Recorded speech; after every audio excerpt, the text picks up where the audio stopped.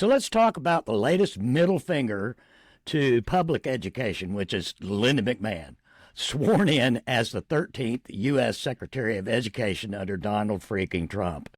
You know, it's a woman whose claim to fame is running the WWE into a billion-dollar, wrestling thing, and now she's got the codes to your kid's classroom. It's not reform, it's annihilation. What does it say about the state of American politics that a pro wrestling executive with no experience or background in education is now running the Department of Education?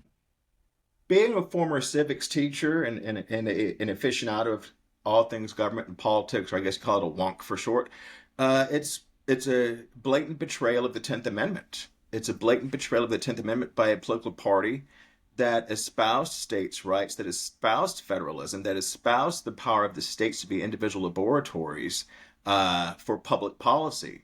And if you were to ask someone in the Republican Party 20, 30 years ago, what are your thoughts on the federal government encroaching into areas that are not explicitly mentioned in their Constitution? And they would say, but of course, we have to have power for the states. So this power grab from the states, I think, like we were talking about distractions, I think we're so focused on Linda McMahon, I think that's chaos by design. We're focused on the WWE situation, but they're sneaking in the idea that it's okay for the federal government to impose their will, even to the point of now having federal vouchers, which is a use of taxpayer money. Do I believe in vouchers being used in all 50 states?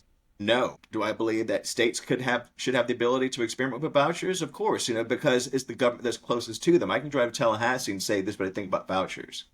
But I don't see anybody saying, let's get on our car and go to Washington, D.C. and talk about vouchers. So I see it's chaos by design, and also removing our ability to hold our officials accountable because they're taking farther and farther away from us. Well, going back to, Linda McMahon's track record, based on what you've seen so far, is this about educate?